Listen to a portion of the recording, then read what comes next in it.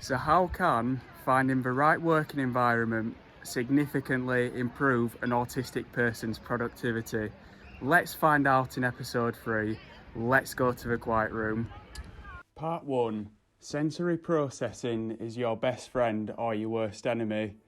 If there's too much for you to process with your work or the environment, it will be inevitable that work will feel like a chore and will harm your productivity.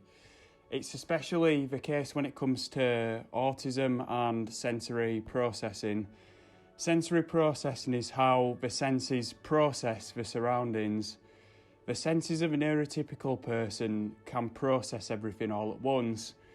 However, for us, each sense needs to process the surroundings one by one, which is the reason for my slower processing. For example, we are more sensitive to lighting and noise or smell. Sensory overload can happen when the brain takes in more information than it can process. It leads to anxiety, meltdowns and shutdowns. In an office or workspace setting, the room conditions are out of our control and certain factors are likely to cause sensory overload. For example, lighting that is too bright, temperatures that are too cold or hot, infuriating noises relating to misophonia or strong smells. So what factors overwhelm you the most? Let me know in the comments. We can hide our anxiety, meltdowns or shutdowns through masking. However, we waste our energy on the negative aspects of our environment rather than focusing on what's important, which is our work. Allowing us to work where we feel most comfortable will allow us to use our sensory processing correctly. If we're passionate about our work, we can focus on the task and strategy of how we will complete it with our structured mindsets.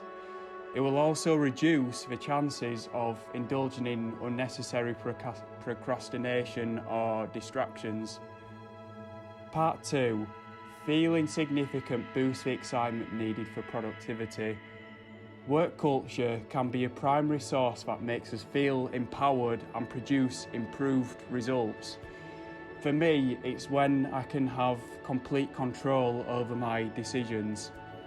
In employment, however, I had the experience where my neurotypical line manager and colleagues had their routine.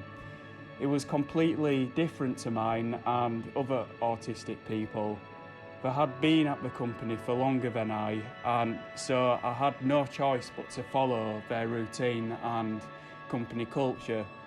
The problem is that line managers and colleagues don't know you as well as you. Many of us on the spectrum find it challenging to communicate our ideas to improve our productivity. I have fallen victim to being set unrealistic deadlines in order to complete a task. I used a time tracking system called Jira. I'm not sure if any of you have heard of it, where I could see the countdown timer ticking. I focused more on that than getting any work done.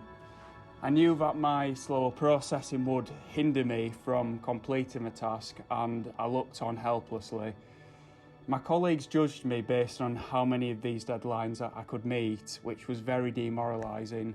I felt unimportant after a while, which added a layer to my unproductive way of working, and my decision making began to wane. Do you have any stories that make you relate to this? You also don't have control over who you work with in employment. Whether you stay at the same company or move elsewhere, the fact is that you like some people and you don't like others. It's as simple as that. Due to our misophonia, conflict can stem from annoying noises that the person makes. For example, tapping on the desk or whistling.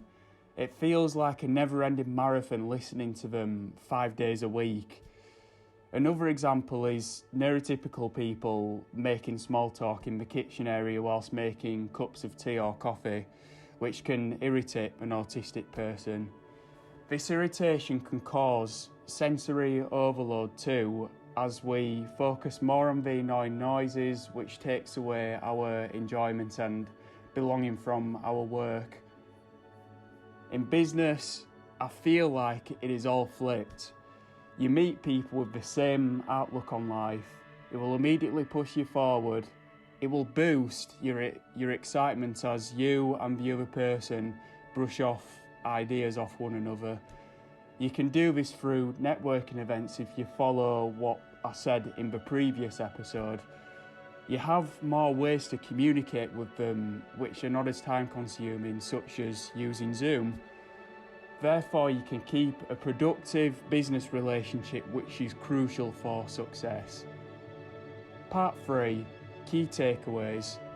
The key takeaways from this episode are as follows.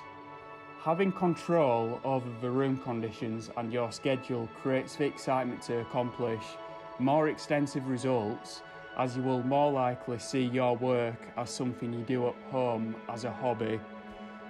Surrounding yourself with like-minded people can allow you to come up with the best ideas in a shorter space of time.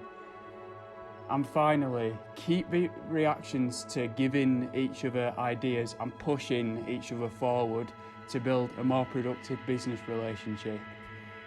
Is there anything you learned from the quiet room today? If so, comment below and I'll see you next time. Thanks, guys.